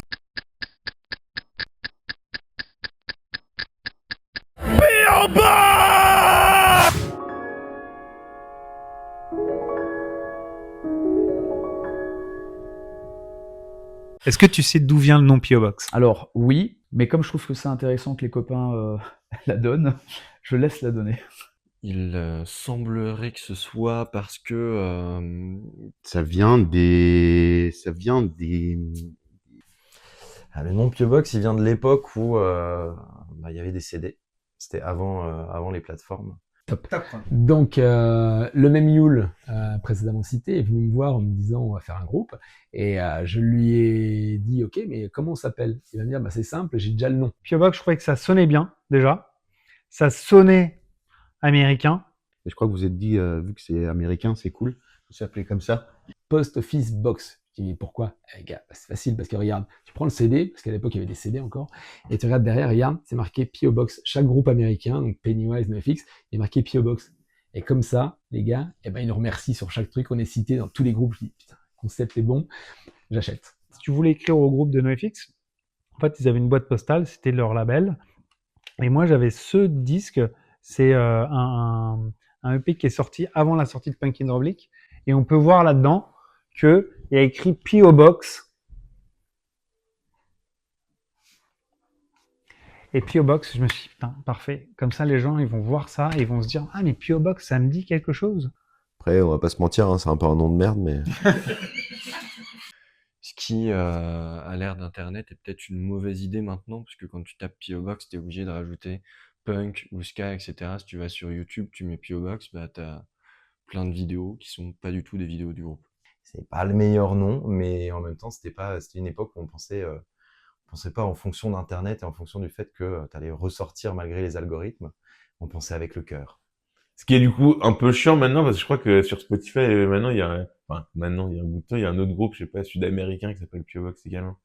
Du coup, quand tu faisais des recherches, je suis tombé toujours sur le groupe. Ça a fait des millions de vues. C'est genre, ils ont vraiment un tube. Je crois que c'est un boys band, en fait.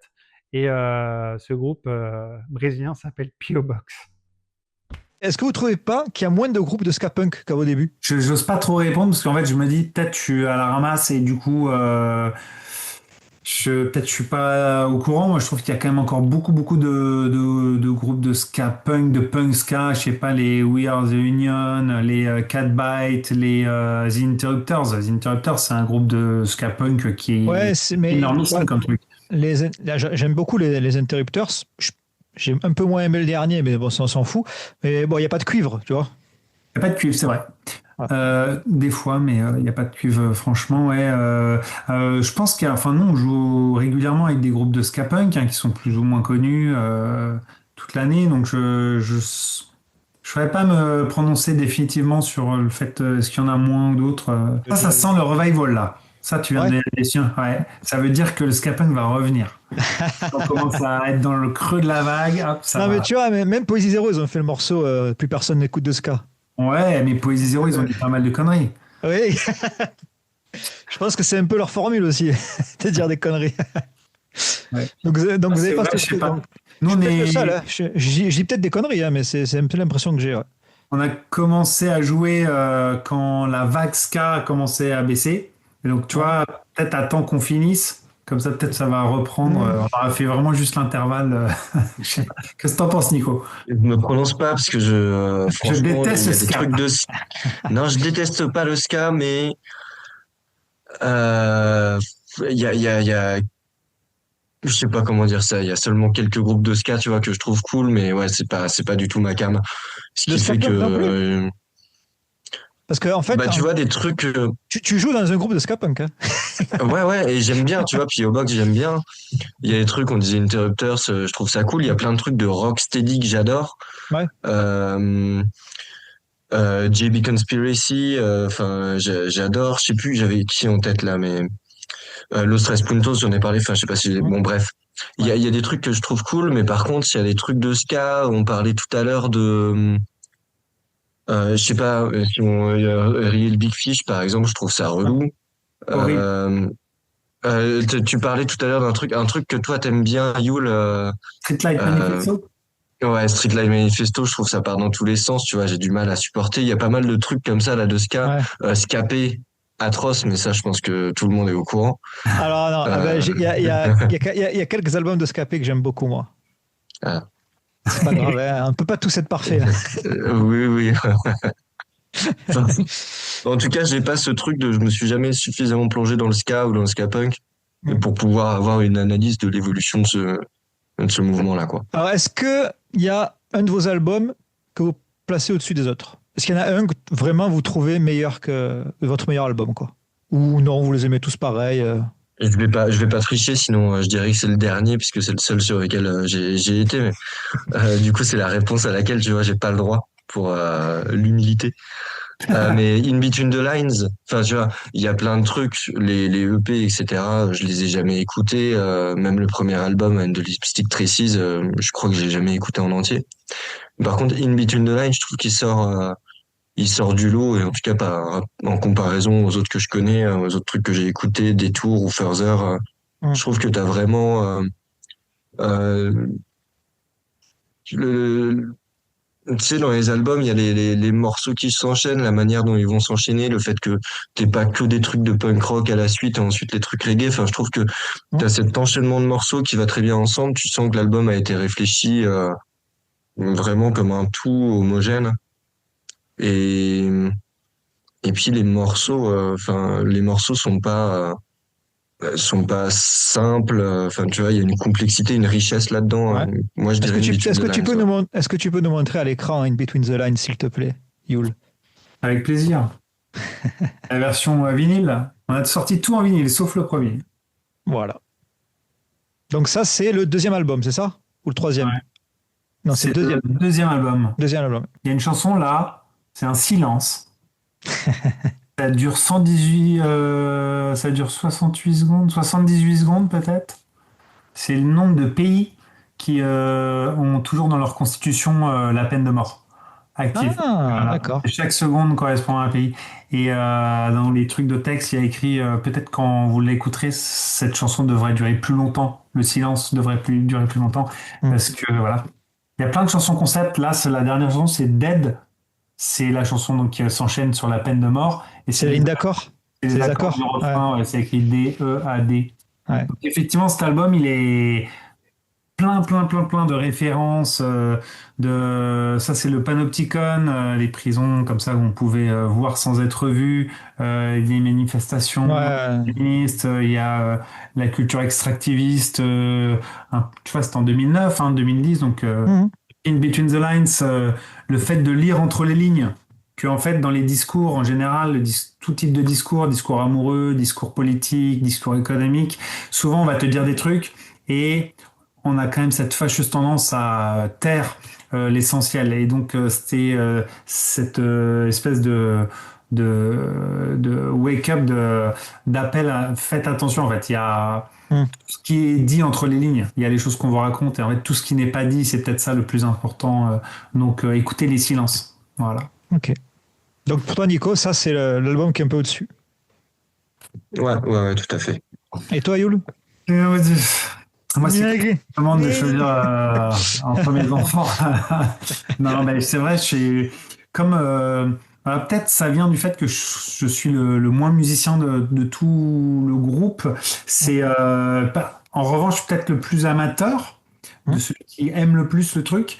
C'est vraiment, P.O. Box, c'est un peu mon bébé, tu vois. Souvent, Nico, Jus, Seb, tu sais, ils disent, non, ils écoutent jamais P.O. Box, hein. Ils écoutent jamais P.O. Box chez eux ou dans la bagnole ou quoi. Moi, j'écoute hyper souvent, j'adore. C'est un peu chelou de dire ça, hein. C'est pas humble, peut-être, je sais pas. Non, je comprends tout à fait. Moi, j'aime bien les musiques de mon groupe, ce qui est un peu particulier, j'avoue. Mais je pense que ça vient du fait que je suis pas musicien et que du coup, je trouve ça incroyable que cette usurpation que je constitue soit encore là dans les cordes. Tu vois, c'est qu'on a sorti tout ça et j'étais pas du tout programmé pour faire de la musique. Donc, et à un moment, je suis sorti avec ma trompette qui est quand même pas facile, quoi. Tu vois, genre, c'est pas de la guitare ou de la. Tu veux faire de la trompette, mec. Et d'avoir fait tout ça, je trouve ça extraordinaire. Donc, j'ai du mal à. Si tu veux, des chansons, là, celle dont je viens de te parler, j'en suis hyper fier parce que c'est des chansons un peu concept. Pour celle dont je viens de te parler, Le Silence, là, c'est un truc que j'ai proposé. Moi, je propose souvent des chansons un peu cheloues, conceptuelles, tu vois, de genre, tiens, la grille d'accord, ça va écrire Dead, parce que d'ailleurs, il y a un artiste qui a fait ça, et comme je travaille dans le milieu de la culture, j'aime bien, tu vois, tirer ce truc d'art contemporain, avec la musique punk, et essayer un peu de donner du relief dans le truc, quoi. Et je peux pas venir avec des lignes d'accords. Donc j'essaie de ramener le concept de trucs artistiques dans la musique. Et du coup, comme je suis avec des musicos, bah ça marche à fond, quoi. Donc tu ne réponds pas à la question. C'est pas grave, il n'y a pas de souci. C'est ça. J'ai pas de préféré. Non, mais je comprends. Est-ce que vous avez d'autres passions en dehors de la musique? Moi, pour enchaîner avec ce que je venais de dire, ouais, moi j'ai la passion de l'art et de l'art contemporain en particulier. C'est vraiment une autre passion. Je suis pas du tout artiste, mais je travaille dans le domaine culturel, dans l'art, et j'adore l'art contemporain. Parce que je trouve que souvent, ça va être un peu critiqué facilement, et j'adore ce challenge de pouvoir emmener des copains dans un musée ou dans un centre d'art contemporain, et puis ok, t'aimes pas, tu trouves que c'est de la merde, tu trouves et bah, donne-moi une chance, tu me donnes 1 heure et je t'emmène et puis et après on redébriefe ou quoi. Et souvent, j'arrive un petit peu à faire changer la perspective de vue de mon ami. Ça a marché sur toi, Nico? Je me souviens plus si on a fait des musées. Ouais, carrément. À Montréal, là, ça a bien marché. On a fait, enfin, je sais plus comment s'appelait le musée, mais du coup, il y a plein de trucs que j'aurais jamais regardé, ou en tout cas, que j'aurais jamais regardé aussi longtemps, et là qui m'ont permis de changer de regard. Maintenant, je sais à quoi ça ressemble une nature morte, et puis je peux même dire à quelqu'un, regarde, là la nature morte, il y a ça, l'ombre, elle est de tel côté et tout. Je peux faire le malin aussi. Bravo. Non, moi, ce qui me plaît dans l'art, quand je vais dans un musée, par exemple, l'art contemporain, les trucs récents, ça me touche pas. Moi, ce qui me touche, c'est le fait que ce soit vieux, que je me dise, l'objet, il est en face de moi. Alors que ça a été fait il y a 300 ans, parfois je peux même le toucher selon les musées. En fait, c'est ça qui me touche plus dans les musées, le fait que ce soit vieux. L'histoire l'histoire qu'il y a derrière et tout. Ouais. Pas le savoir-faire, le fait que ça soit un truc que tu puisses pas refaire et dans l'art contemporain, tu dis, ça je peux le refaire. Non, ça, bon alors, c'est pas historique, quoi. Je peux être impressionné aussi par des sculpteurs et tout qui font des trucs voilà, Hmm. qui faisait des trucs de malade. Hein. Mais non, le fait que le mec il va te mettre un tableau tout rouge, et c'est pas parce que je vais savoir le faire que voilà. Je vais pas. Alors, C'est plus l'histoire. voilà, c'est plus le truc. Oui, je peux être sensible à pourquoi il a fait ça, tu vois, plutôt que de savoir faire. Ta passion, Nico, t'as pas dit? Oui, ta passion, Nico. Ouais, le mot passion est trop fort. Je crois que, enfin, du coup, la musique, ça marche bien dans ma passion, mais j'en ai pas d'autres. Il y a plein de loisirs, tu vois, que j'ai. Euh, le mec qui cherche des exemples. Alors, il y en a plein, hein, je te jure. Ouais. Tu vois, je fais du sport, j'aime bien lire, etc. Mais franchement, le seul truc qui me prend du temps, le loisir qui me prend du temps, que je vais investir, ouais, ça va être d'écouter des albums, d'avoir des vinyles, de descendre, de faire du piano, etc. Et de m'entraîner à fond, tu vois. Et sinon, ouais, en fait, j'ai pas de passion à part ça. T'as Le aussi reste, c'est quand juste même, des loisirs. t'as aussi un métier passion. Ouais, mais je Ouais, fais, c'est important, je enfin, tu vois, trouve. ouais, mais je suis psychologue. Après, quand ça rentre dans le métier, tu te dis, ok, est-ce que c'est de la passion? Mais oui, j'adore ce que je fais. Enfin, tu vois, je fais Ouais. une thèse aussi de psychologie, donc enfin, ça me prend mon métier plus la plupart de mes soirées, plus le fait de mettre Ouais. le réveil 1h30 avant tout le monde le matin pour bosser le truc. Euh, donc ouais, la psychologie, enfin en tout cas les sciences humaines et sociales, même plus largement, c'est un truc hum, que j'adore. Mais ça a pas le même sens que la Ah, de toute façon, musique, tu vois. Et puis ça va pas. bah, quand on est psychologue, vaut mieux aimer faire ça, sinon faut pas le faire. Oh putain, tu m'étonnes. Oui, voilà. Ça a absolument rien à voir, mais comme mon boulot, animateur, si tu n'aimes pas le faire, vaut mieux pas le faire. Ouais. Il y a Je des pense boulots que c'est comme le ça. cas pour plein de trucs, ouais. Voilà, il y a des boulots. Non, il y a des boulots vraiment. En fait, quand tu vas avoir une répercussion sur une autre personne, voilà, vaut mieux pas faire de la merde, quoi. Voilà. Alors, est-ce qu'il y a un sujet que j'ai pas abordé ou une question que vous auriez voulu que je vous pose, pardon, que je pose. Oula, elle est pas française ma question. Je vais la relire. Y a-t-il un sujet que je n'ai pas On la abordé comprend. ou une question que vous auriez voulu que je pose, pardon? Non, c'est cool, c'est tout cool.